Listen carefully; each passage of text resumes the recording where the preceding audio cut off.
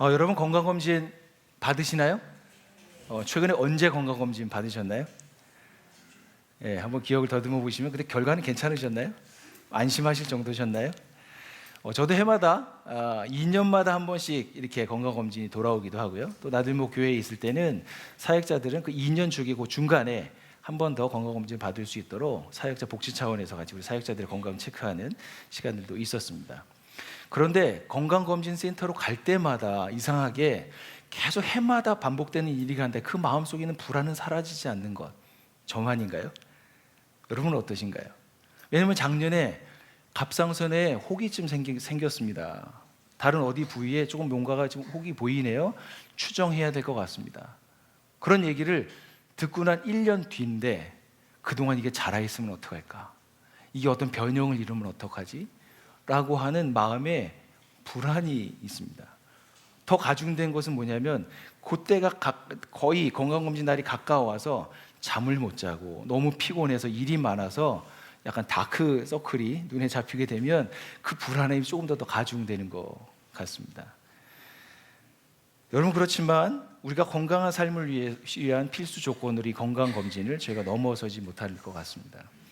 그런데 안타까운 소식은 이 건강검진 결과를 사실은 믿고 일상을 삶을 살아가다가 갑자기 뭔가 자각 증세가 느껴져서 병원에 갔더니 큰 병에 걸리셨습니다 라고 하는 얘기를 들을 때 그 개인과 그 가정, 그와 함께 알고 있는 사람들 얼마나 마음에 힘이 드는지 저도 최근에 그런 분들 두 분과 함께 알고 있기 때문에 저의 마음도 참 힘들고 어려운 시간을 지나왔고요. 병원을 자주 신방하면서 용기를 주고 하는 시간을 갖고 있기도 합니다. 그렇지만 여러분, 대부분 여러분 건강검진을 통해서 몸에 이상이 여러분 발견되고요. 그리고 적절한 조치와 처방을 받아서 건강한 삶을 위해서 음식과 습관을 바꾸는 섭생이 좀 바뀌고요. 삶의 우선순위를 바꾸는 건강한 습관을 갖게 하는 좋은 역할을 하기도 합니다. 여러분, 근데 하지만 우리 몸의 건강검진 하듯이 이것은 몸에게만 국한된 것일까요? 저는 그렇게 생각하지 않습니다. 최근에 저희 사회에는 마음과 정신이 아픈 사람들이 참 많아진 것 같습니다. 그들의 내면이, 그들의 정신이, 마음이 이상이 있어서 극악한 사건들이 뉴스에 연일 보도될 때마다 저희는 깜짝깜짝 놀라기도 합니다. 지난주에도 그런 사건이 몇 주간 계속 보도되고 있습니다. 여러분, 자기가 믿고 듣고 싶은 것만 취사 선택해서 강하게 확신하며 주장하는 확증 편향증, 그것에 노출된 사람들이 점점 많아지고 있는 세상이 아닌가 해서 우려스럽습니다.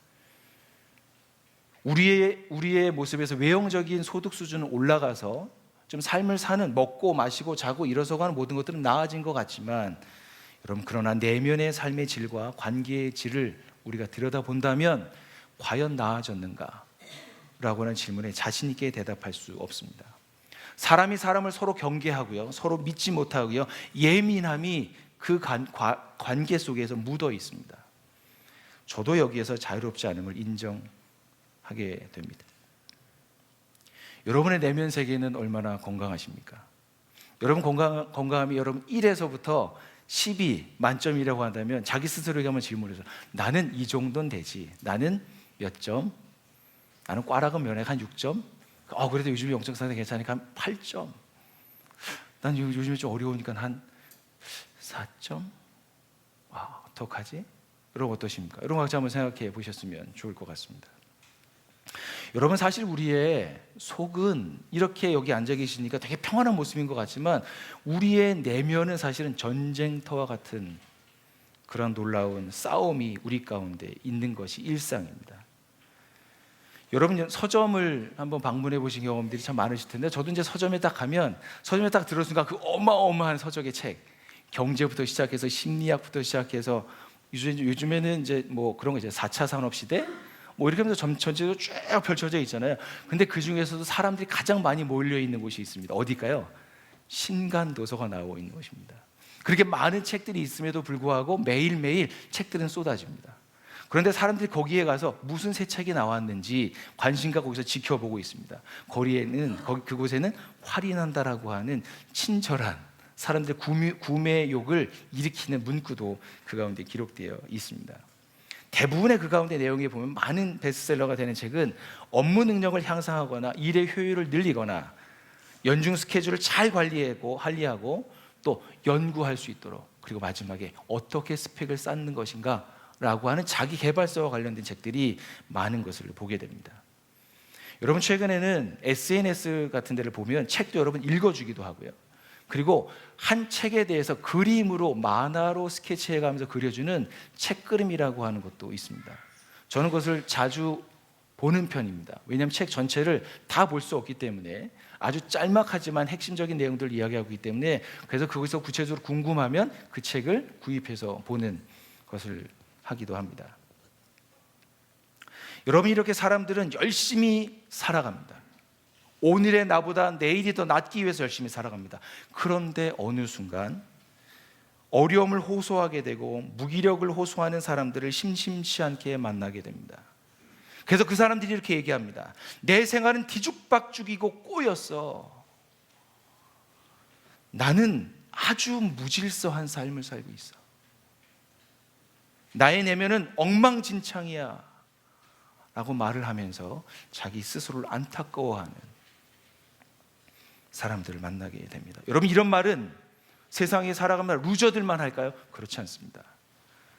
이 말은 평상시에 대단히 생산적이고 성공적인 삶을 사는 것처럼 보이는 사람들에게도 어느 순간 찾아옵니다. 깊은 탄식을 내면서 호소합니다. 나 지쳤어. 그만하고 싶어.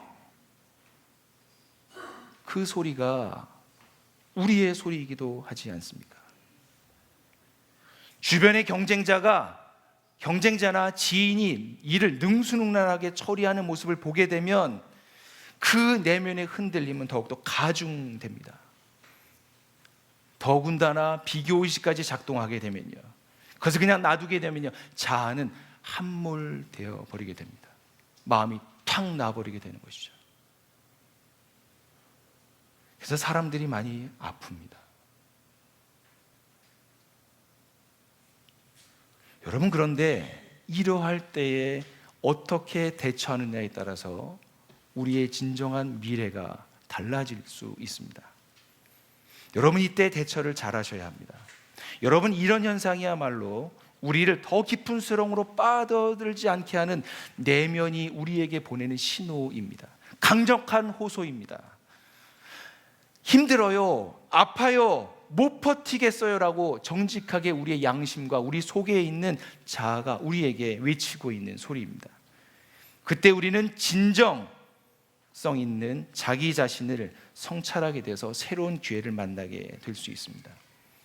바로 내면 세계가 있음을 자각하게 되고요, 눈을 뜨는 경험을 합니다. 여러분, 그래서요, 이것이 위기이잖아요. 그렇지만 동시에 기회이기도 합니다. 여러분, 그리스도인들은 사실은, 하늘 가족들은 사실은 이때를 지났던 사람입니다. 여러분, 예수님을 만날 때 여러분의 삶의 최고점에서 만나셨습니까? 최저점에서 만나셨습니까? 고점에서, 인생에서 만나셨다 할지라도 진짜 예수님이라고 하는 이름을 나의 구원자로 믿어지는 그 순간, 인격적으로 주님을 사모했던 그 순간은 인생의 최저점이 아닐까 생각하게 됩니다. 우리는 내면의 바닥까지 이르러서 그곳에서부터 예수 그리스도로 말미암아 회복된 존재들입니다. 그것이 그리스도인들이고요, 그리스도인들이 가지고 있는 놀라운 특권입니다. 여러분, 내면 세계가 무엇일까요? 내면 세계, 국어 사전을 찾아보진 않았고요, 사전이 없기 때문에 네이버에 물어봤습니다. 내면 세계 딱 하니까 이렇게 이렇게 말해주더라고요. 겉으로 드러나지 아니하는 마음속의 감정이나 심리. 다시 말씀드립니다. 겉으로 드러나지 않은 마음속의 감정이나 심리가 내면 세계, inner world라고 얘기합니다. 보이지 않지만 내면에 존재하는 중심축이고 우리의 삶을 진단하는 곳이 바로 이곳입니다. 좀 더 자세하게 말씀드리면, 그곳에서는 우리의 삶의 긍지가 만들어지고요. 또한 동기와 가치관 그리고 헌신에 대한 기본적인 결정이 이루어지는 곳이 바로 내면 세계입니다. 저는 감히 그래서 이렇게 말하고 싶습니다. 바로 그곳이 우리가 하나님과 교제하는 지성소이다. 우리의 내면 세계가 하나님과 나만이 만날 수 있는 지성소, 즉 프라이빗 월드입니다. 아주 사적이면서도 개인적이면서도 비밀스러운, 그러나 그것은 나 혼자만 있는 공간이 아닌 하나님과 함께 할 수 있는 공간, 그것이 바로 내면 세계라고 할 수 있습니다. 여러분, 이것을 고든 맥도날드라고 하는 아주 우리에게 좋은 저서들을 많이 기록해 줬던 목회자가 있습니다. 그분은 이 내면 세계의 이상적인 상태에 대해서 이렇게 표현합니다. 질서 있는 내면 세계. 그래서 이분이 쓴 책 중에 내면 세계의 질서와 영적 성장이라는 책을 우리에게 제시해 주었습니다. 그 책 아주 유용합니다. 제가 그 책을 언제 발견했냐면 전 1992년도에 그 책을 제가 그 초판인데, 초판 중에 보니까요 20몇 세 찍혔더라고요. 초판인데도. 그 책을 제가 지금도 갖고 있고요. 그 책을 보면서 제가 옆에서 메모해놨던 것들을 참고할 때가 가끔 있습니다. 여러분, 많은 사람들이 이러한 문제로 갈등합니다. 저도 이 내면 세계의 무질서에 눈이 뜰 때가 있었습니다. 그때가 언제냐면 20대 초반이었습니다. 그 책을 만나고 나서였습니다. 이것은 내가 제대로 사는 삶이 아니네. 진짜 깊이 살아가는 삶은 이건 내가 잘못 살아왔네 라고 하는 것에 대한 자각이 있었습니다. 이것을 고치려고 많은 과정들이 그 안에 필요했습니다. 그것은 바로 30대가 저에게 그것을 수정하고 교정하는 시간이었습니다. 제가 나들목교회 30살에 갔고요. 그 쭉 지나가는, 거기서 가족이 되고 목자가 되고 사역을 하는 쭉 과정들을 통해서 제 안에 이 내면 세계가 아주 진한하게 직면하고요, 깨지고요, 밟히고요, 그러면서 내 자신이 새롭게 되는 과정이 그 가운데 있었습니다. 그때 변화에 가장 중요한 변곡점이 있었는데, 그것은 뭐냐면 내 안에 아주 고정되고 나쁜 습관이 있음을 자각을 했고요, 두 번째는 그것을 인정하는 것이었습니다. 사람의 진짜 변화의 변곡점 무엇이냐면 내 안에 진짜 문제가 있다는 것을 스스로 자각하는 게 돼 있고요, 또 하나 그 자각할 뿐만 아니라 그것이 나아지기 위해서 그것은 내 안에 있는 것이라고 인정하는 데 있습니다. 그것을 내가 새롭게 되는 것을 받아들이는 그것이 바로 인정입니다. 제가 나중에 그것이 자기 중심성이라는 사실을 알고 죄의 뿌리가 얼마나 깊은지 확인하는 시간을 갖기도 했습니다. 여러분, 그러나 분명한 것은 이것입니다. 지금도 어려움이 있습니다. 그렇지만 분명한 것은 저의 내면 세계가 질서 있게 회복되어 왔고요, 변화에 대해서 열린 자세를 갖게 되고요, 사람들과의 관계에서 여유와 이해와 소통이 깊어지고 있는 것은 사실입니다. 여러분은 어떠십니까? 여러분, 이제 성경에서 이야기하고 있는 내면 세계의 풍성한 길로 여러분들을 지금 안내하고 있습니다. 오늘 본문 요한복음 15장 9절에서부터 12절에 있는 말씀인데, 우리 같이 한번 이 본문을 다시 한번 첫 페이지로 돌아가셔서 같이 한번 읽고 말씀을 더 살피도록 하겠습니다. 같이 한번 읽겠습니다. 시작. 아버지께서 나를 사랑하신 것과 같이 나도 너희를 사랑하였다. 너희는 내 사랑 안에 머물러 있어라. 너희가 내 계명을 지키면 내 사랑 안에 머물러 있을 것이다. 그것은 마치 내가 내 아버지의 계명을 지켜서 그 사랑 안에 머물러 있는 것과 같다. 내가 너희에게 이러한 말을 한 것은 내 기쁨이 너희 안에 있게 하고 또 너희의 기쁨이 지하려는 것이다. 내 계명은 이것이다. 내가 너희를 사랑한 것과 같이 너희도 서로 사랑하여라. 여러분, 첫 번째, 예수님께서 우리에게 말씀하고 있는 풍성한 삶의 길의 첫 번째는 기쁨으로 초대하시는 예수님이라고 하는 것입니다. 우리를 어디로 초대하냐면 기쁨의 자리로 초대하십니다. 요한복음 15장 11절 제가 다시 한번 읽겠습니다. 내가 너희에게 이러한 말을 하는 것은 내 기쁨이 너희 안에 있게 하고 또 너희의 기쁨이 넘치게 하려는 것이다 라고 말씀합니다. 여러분, 예수님께서는 자신의 제자들과 미래의 제자들이 될 이 땅을 살아가는 사람들이 기쁨이 회복되기를 원하셨습니다. 회복되는 것뿐만 아니라 그 기쁨이 넘치게 회복되기를 원하셨습니다. 힘들고 재처럼 타버릴 것 같은 세상의 삶에 함몰되지 말고 내면으로부터 솟아올라서 가득 채워져 있는 그 기쁨의 삶이 우리 가운데 경험되기를 간절히 원하셨습니다. 이것이 하나님의 뜻이었습니다. 그 기쁨은 어디에서 오는 기쁨입니까? 그 기쁨은 예수님 안에 있는 기쁨이었습니다. 이게 되게 중요합니다. 그 기쁨은 세상에 어디 막 찾는다고 해서 찾아지는 것이 아니고 예수님 안에 있는 기쁨이었습니다. 이 뜻은요, 세상이 주는 기쁨이 아니라 하나님의 아들이신 그분이 가진 기쁨, 즉 세상에서 이야기하는 흔한 무엇이 아니라 아주 희소성이 있고 세상과 견줄 수 없는 기쁨의 원천으로부터 받게 되는 그 기쁨이 바로 예수님께 있었다라고 말씀하고 있습니다. 이것을 그의 제자들과 여기에 모인 우리 모두가 풍성히 누리기를 우리 주님께서 원하십니다. 이것이 우리를 향하신 예수님의 뜻입니다. 여러분, 그래서요, 저를 한번 보세요. 하나님을 믿는다는 것이요, 율법 조항을 완수하는 데 있지 않습니다. 저희 나들목 교회가 사도신경도 암송하지 않고요, 주기도문도 암송하지 않습니다. 그러나 여러분, 오늘 기도하셨던 우리 고혜진 목사님이 기도를 잘 들으셨던 분들은 알겠지만 그 기도가 어디에 기초하고 있습니까? 주기도문에 기초하고 있습니다. 주기도문을 암송해서 쑥 지나가 버리는 것으로 하는 것이 아니라 그 기도가 내 기도가 돼서 내 삶의 언어로 변화돼서 그것을 평상시에 기도하고요, 이러한 공적 예배 자리에서 기도하는 그것이 바로 진정한 신앙생활이라고 할 수 있습니다. 여러분, 그래서 열심히 무엇인가를 암송하고 내가 무엇인가를 이루어서 내 영적 상태가 등업되는 것, 그것이 우리 삶의 신앙생활의 궁극적인 목적이 아니라는 사실을 여러분들 기억하십시오. 매일매일 수도하고 정진하는 것이 기독교에서 얘기하고 있는 영적인 자가 된다라고 하는 것이 아닙니다. 그럼 무엇일까요?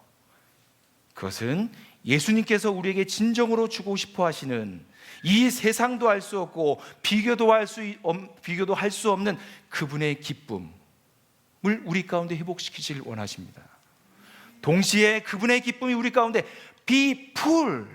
아주 가득 차서 넘쳐서 그것이 우리의 삶에 드러나게 되는 것, 그것이 바로 우리 주님께서 원하시는 뜻이라고, 그러한 자리로, 기쁨의 자리로 초대하시는 분이 누구시라고요? 예수님이십니다. 그분이 바로 우리의 주님이십니다. 여러분, 두 번째로 그 예수님의 그러한 기쁨에 초대받은 자들이 갖춰야 될 두 가지의 조건이 있습니다. 그 중에 첫 번째 조건이 무엇일까요? 계속 반복되는 메시지이긴 한데요, 그래도 너무 중요한 것이기 때문에 빼먹을 수가 없습니다. 그것은 바로 머물라입니다. 개역성경에 의하면 거하라입니다.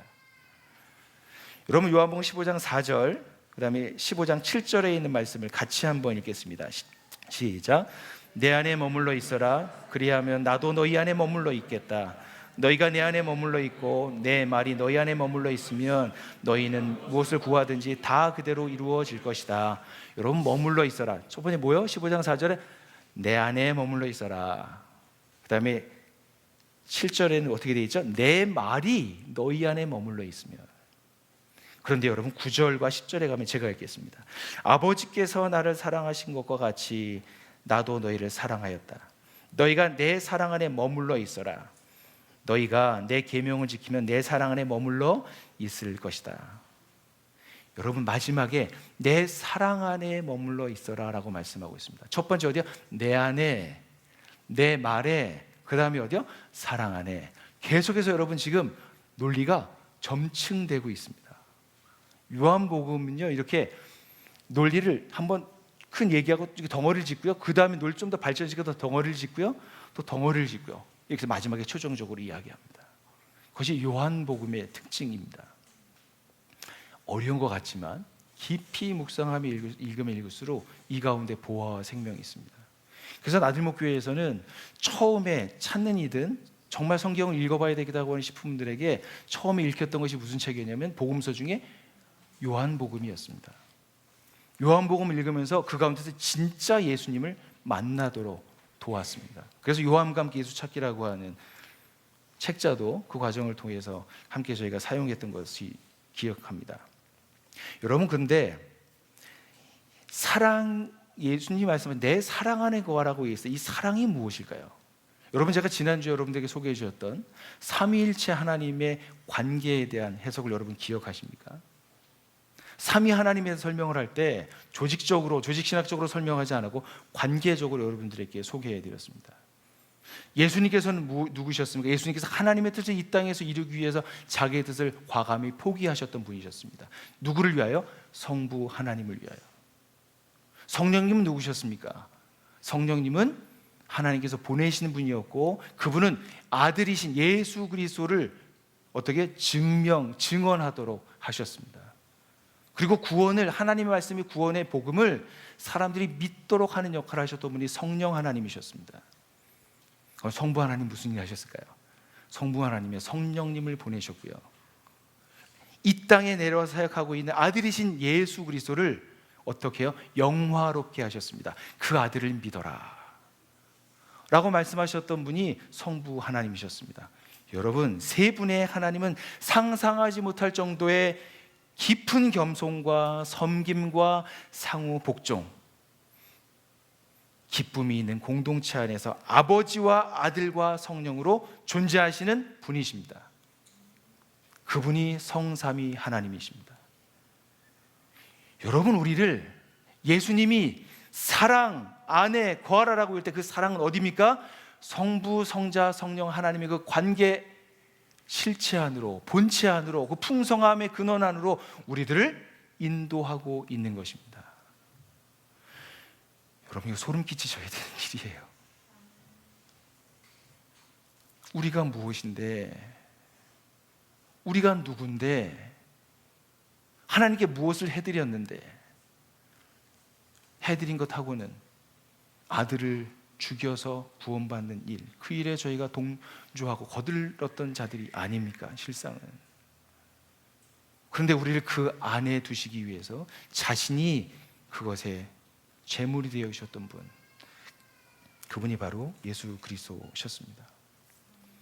여러분, 뒤에 우리 영화부, 저희 뒤에서 사무실에서 우리 예배하는 우리 엄마들이 있잖아요. 엄마들과 아이들이 있잖아요. 여러분, 아이가 태어나면 엄마와 동체가 되지 않으면 아이의 생명은 어떻게 될까요? 보존될 수가 없습니다. 아이의 필요가 충족되는 것이 어디입니까? 엄마 품입니다. 그리고 생명이 보존되고요, 성장할 수 있는 것이 바로 그 품입니다. 그런데 엄마도 그 아이를 키우면서 내 안에 이 아이를 향한 사랑이 있음을 처음에는 잘 모르지만, 희미하지만 시간이 가면서 이 아이랑 소통이 되고요, 눈을 마주치게 되고 옹알이를 하게 되고요, 어느 순간 했는데 엄마라고 하는 거죠. 엄마들이 착각해서 듣는 거, 얘가 엄마라고 했다고 막 가서 얘기하는 거죠.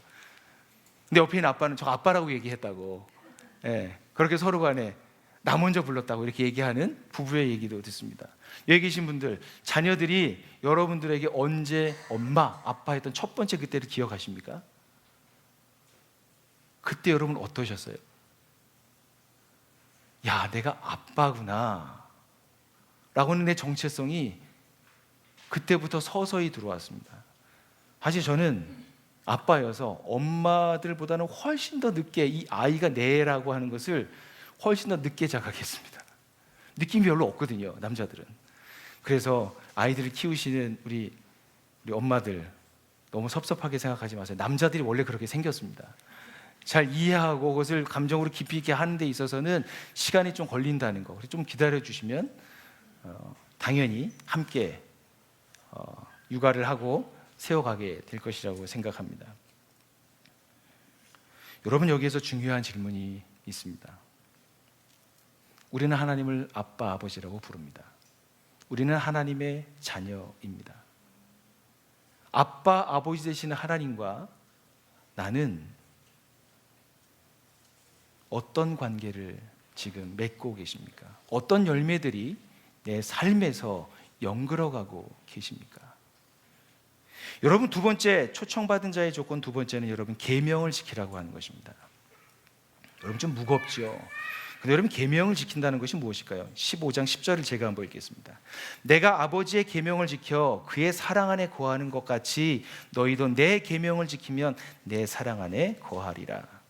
여러분, 예수님께서도 하나님의 계명을 지켰다고 말씀하고 있습니다. 여러분, 계명을 지킨다라고 하는 것은 무엇일까요? 하나님의 뜻이 마음에 새겨져서 그분의 뜻을 삶으로 살아내는 것, 그것이 바로 계명을 지키는 것입니다. 여러분, 그렇다면 계명이 무엇일까요? 계명, 좀 어려운 부분인 것 같습니다. 그래서 여러분, 요한복음 12장 49절과 50절에 있는 말씀에 있는데요, 같이 한번 이 말씀 읽겠습니다. 시작. 나는 내 마음대로 말하는 것이 아니다. 나를 보내신 아버지께서 내가 무엇을 말해야 하고 또 무엇을 이야기해야 하는가를 친히 나에게 명령해 주셨다. 나는 그의 명령이 영생인 줄 아노라. 그러므로 내가 이르는 것은 내 아버지께서 내게 말씀하신 그대로니라 하시니라. 아멘. 여러분, 예수님께서는 아버지께서 말씀하신 것을, 친히 말씀하신 것을 가르치셨던 분이 예수님의 사역이었습니다. 내가 말해야 할 명령을 친히 가르쳐 주셨던 분. 여러분, 그 계명의 핵심을 무엇이라고 얘기하냐면 50절에 나는 그의 계명이 영생인 줄 아노라. 여러분, 계명은 다름이 아닌 그 계명의 중심에는 영생이 있습니다. Eternal life, 영원한 삶. 그 계명 안에는 영원한 삶이 보장되어 있다고 말씀하고 있는 것입니다. 우리가 그것을 억지로 지켜내야 하는 율법의 의무나 족쇄가 아니라 그 본질은 무엇이냐면 내 본질이 영원한 생명을 얻게 하는 그 모든 것이 그 안에 함축되어 있는 것이 무엇이라고요? 계명입니다. 그래서 계명의 중심은 영생이 자리하고 있는 것입니다. 예수님은 하나님의 뜻이 이 땅의 삶으로 드러나도록 하신 분이었습니다. 예수님이 그렇게 사셨던 이유는 하나님과의 지속적인 친밀한 관계로 말미암아 그분과 친하니까, 그분이 좋으니까 그분의 뜻을 내 삶에 살아내는 것입니다. 여러분, 계명을 잘 지키고 싶으십니까? 그러려면 계명을 지키기 위해서 무엇인가 조항을 만들어서 애쓰는 것이 아니라 그 근원, 그 본질인 하나님과의 관계를 새롭게 하는 일에 마음이 쏟아져야 합니다. 거기에 시간과 에너지가 들여져야 합니다. 그러면 결과로 계명은 어떻게 해요? 우리 삶에 이루어지는 열매로 드러나게 될 것입니다.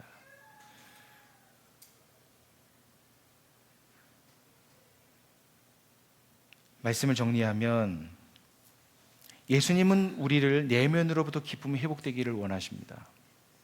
풍성이 회복되기를 원하십니다.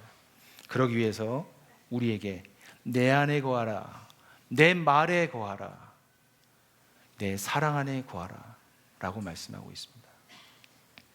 그곳에 무엇이 있습니까? 영생하는 삶, 즉 계명을 지킬 수 있는 그 놀라운 힘이 그 가운데 있기 때문입니다.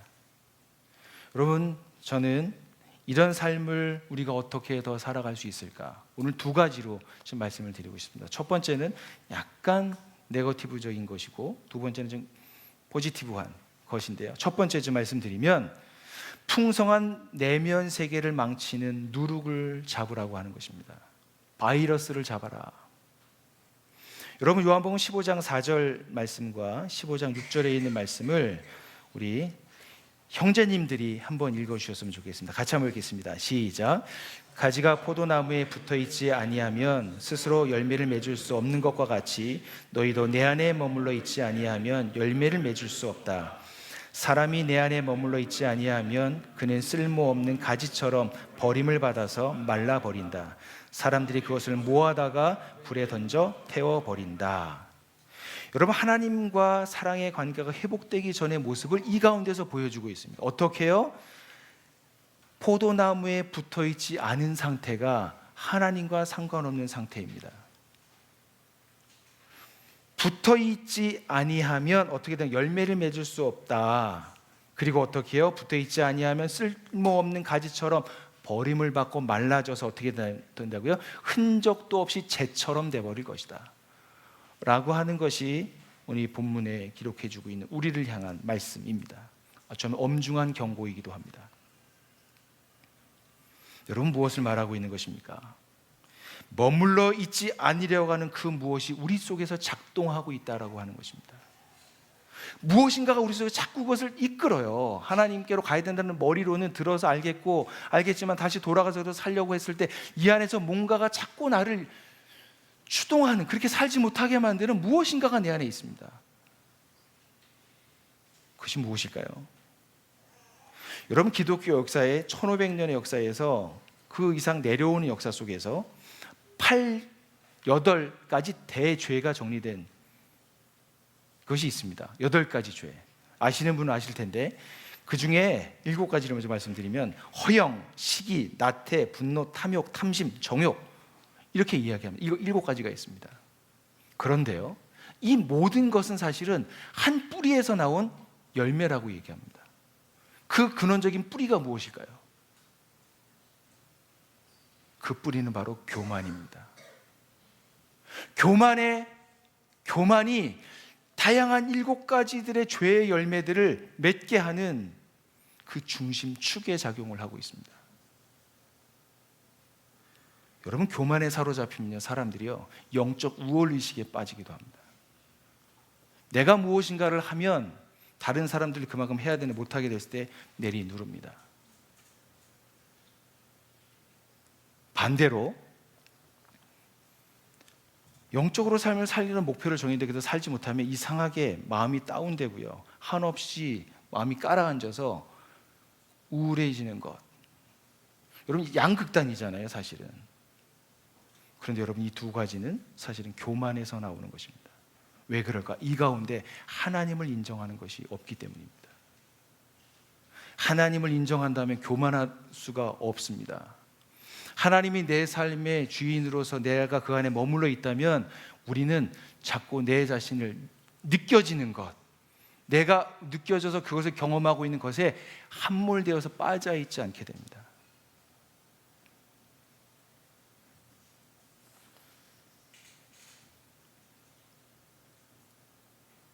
여러분, 내 안에서 하나님의 말씀으로 성장을 막고 있는 누룩은 무엇입니까? 여러 가지가 있을 것입니다. 돈, 쾌락, 명예, 세상의 욕심, 게으름, 타협, 여러 가지 요소들이 있을 것입니다. 그런데 저는 시간이 가면 갈수록 더 확실한 것은 뭐냐면 이 누룩의 본질은 다름 아닌 자기 중심성이라는 사실을 부인할 수가 없습니다. 내 안에서 작용하고 있는 중심성, 여러분, 그 중심성이 가속력이 붙으면 어떻게 되는 줄 아십니까? 이 자기 중심성이 여러분 가속도가 붙을 때가 있습니다. 그때 조심하셔야 합니다.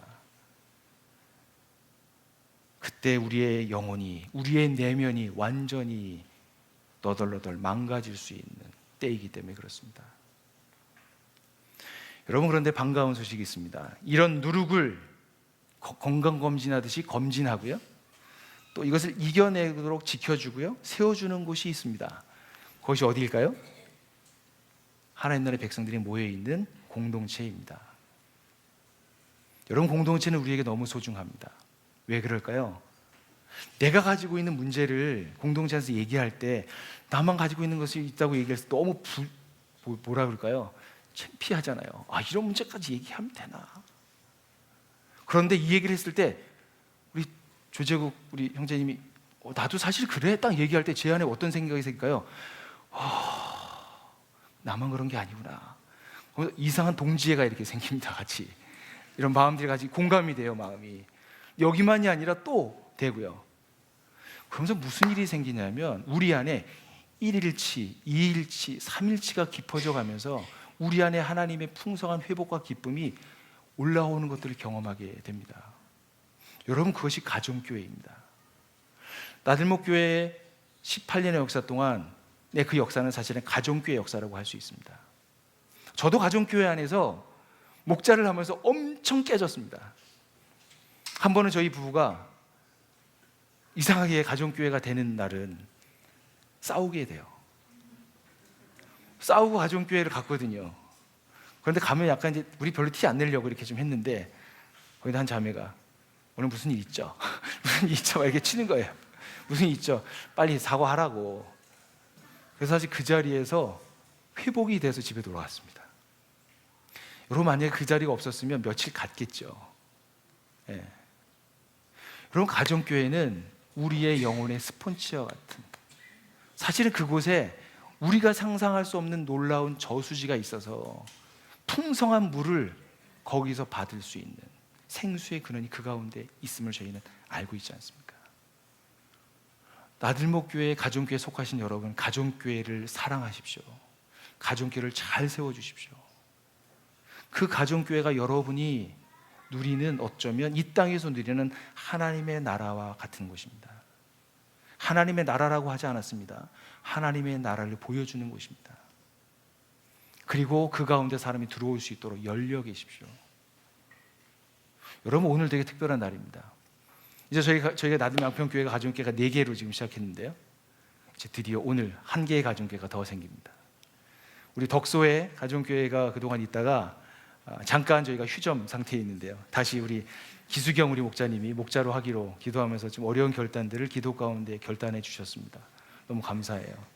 그래서 기존에 계셨던 우리 이한범, 오지혜 우리 가족, 언약 가족과, 그리고 지난번에 1기 가족 되셨던 분 4분 기억하시나요? 그분 중에 한 분은 이미 가정교회 들어가셨고요, 나머지 3분, 이 3분이 그 가정교회에 입양되신 날입니다. 놀라운 일이죠. 예, 되게 우리 박수 한번 할까요, 그냥? 예, 예. 그 가운데서 하실 하나님의 놀라운 일들을 기대하게 됩니다. 여러분, 사람이 들어가서 내면이 회복되기를 시작하는 곳에 있다라고 하는 것은 지금 이 시대에 너무 필요한 것이 아니겠습니까? 저도 양평에서 이제는 가정교회를 하려고 기도로 준비하고 있습니다. 어떻게 하나님 인도하실지, 어떤 분들을 만나게 하실지 기대하며 기도하고 있습니다.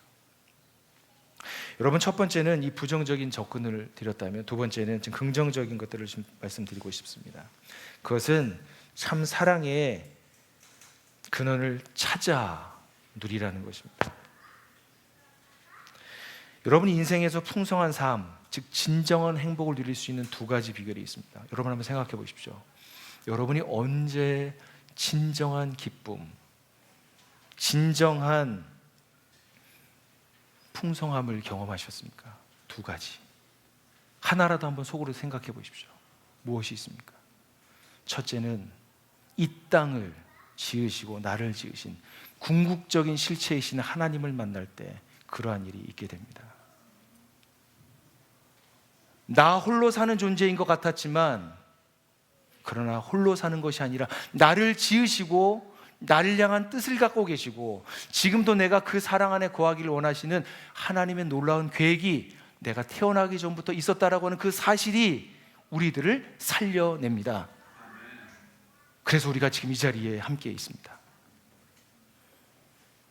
여러분, 이 일을 위해서 요한복음 15장 12절에는 내 계명은 이것이다, 내가 너희를 사랑한 것 같이 너희도 서로 사랑하여라. 여러분, 이 사랑을 얘기하는 예수님의 말씀을 들어보십시오. 사실은 예수님께서 먼저 우리에게 십자가에서 자신의 사랑을 드러내 보여주셨습니다. 그것이 사랑이었습니다. 십자가는 사랑입니다. 그래서 우리는 이 가운데에 설 수 있게 됐고요, 하나님과 연결된 삶을 살게 됐습니다. 하나님을 향해서 눈을 뜨게 됐고요, 그분과 눈을 마주하고 서로 한없이 기뻐하면서 감격의 눈물을 흘리는 그 놀라운 축제, 그 시간이 무엇입니까? 그게 바로 예배의 시간이 되는 것입니다. 그 주님과 내가 만나는 1대1의 예배, 공동체로 함께 모여지는 예배, 삶으로 드리는 예배, 그것이 가능한 것이 바로 우리 하나님께로부터 가능한 것입니다. 여러분, 그러할 때 우리 안에 이상한 자긍심이 올라옵니다. 그런데 이렇게 하나님의 사랑을 맛보았지만 시간이 조금 흐르고 나면요, 그 사랑도 있잖아요, 식어져요. 그렇지 않나요? 하나님 믿는 것 같은데 너무 똑같은 것들이 반복되니까 매너리즘에 빠지잖아요. 예. 여러분, 그럴 때는 왜 그런가요? 뭔가를 하지 않기 때문 아니었을까요? 그것은 뭐냐면 하나님께서 하시는 일을 내가 받아만 누리고 있기 때문입니다. 이제는 어떻게 아웃풋이 나와야 합니다. 나를 통해서 하나님께서 하시는 일에 내 삶을 드리고 에너지를 드리고 물질을 드리고 나의 삶의 전부를 드려서 그분과 동역하며 살아가는 삶의 새로운 부르심, 그 가치를 발견한 사람들은 놀라운 삶을 살게 됩니다. 이것이 우리를 기쁨으로, 하나님을 처음 만났을 때 가졌던 그 기쁨과 또 다른 기쁨, 그분의 사역에 동참으로부터 해서 오게 되어지는 놀라운 영광이 우리 안에서 흘러 들어오는 것들을 경험하게 됩니다. 여러분, 그 본질이 무엇인 줄 아십니까? 그 본질은 복음을 전수하는 일입니다. 하나님을 전하는 일입니다. 나로 인해서 한 사람이 새로운 삶을 살게 된다는 것, 여러분, 가벼운 일이 아닙니다. 여러분, 안타깝게도 오늘 새벽에 있었던 월드컵 결승전에서 저희 나라가 졌지만, 여러분, 그러나 대한민국 역사에 이런 역사는 없었습니다. 새로운 역사를 썼습니다. 그렇지 않나요? 네, 새로운 역사를 썼습니다. 그 이름은 계속 지속될 것입니다. 그런데 여러분, 그거보다 더 놀라운 기록이 있습니다. 하나님 나라의 가족 관계 증명서에 여러분을 통해서 예수님을 믿게 된 사람들이 기록될 것입니다. 여러분, 상상해 보세요. 진짜 내가 사랑하는 사람인데 하나님의 나라에 영생하는 삶이 있어야 되는데 거기에 없다면, 여러분, 진짜 진실로 진정성 있게 그 일을 위하여 여러분 기도하십시오.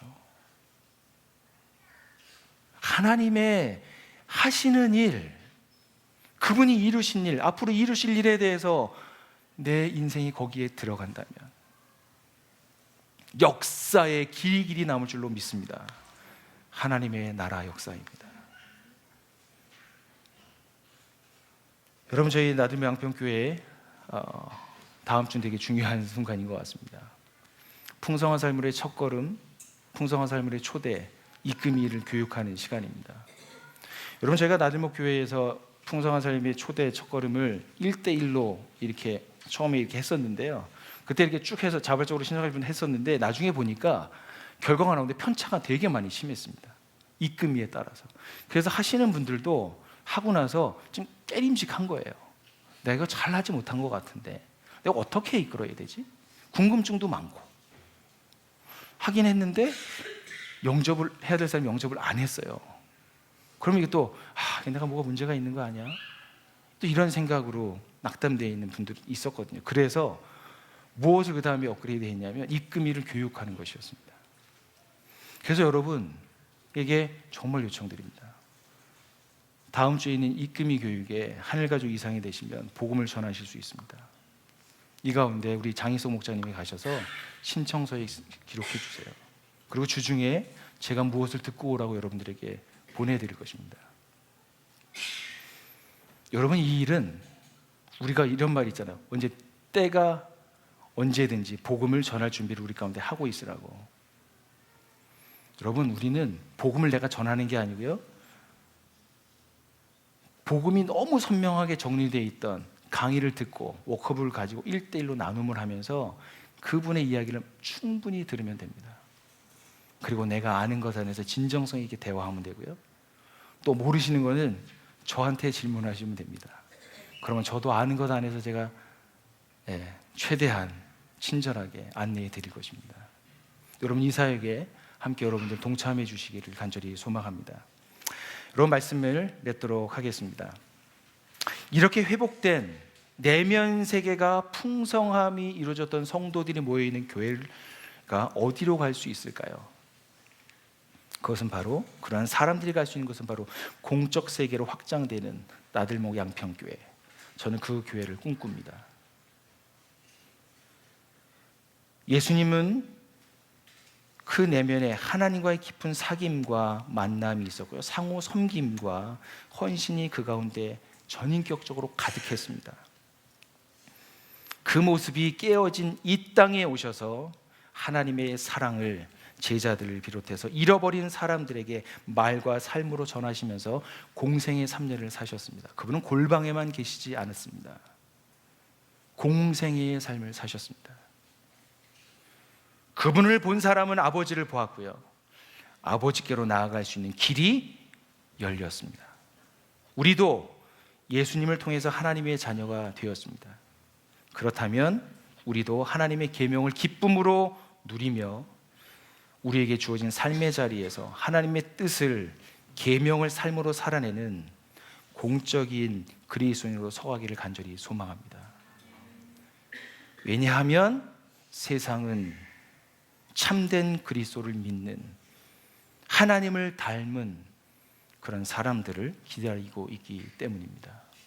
우리 나들미 양평교회의 하늘 가족들이 그 주님의 뜻에 순종하여 우리가 함께 주님의 선하신 뜻을 이 땅에서 이루는 하늘 가족 되기를 간절히 소망합니다. 시간에 같이 우리 침묵하며 우리 마음으로 드리는 예배 먼저 하나님께 마음을 먼저 드리도록 하겠습니다.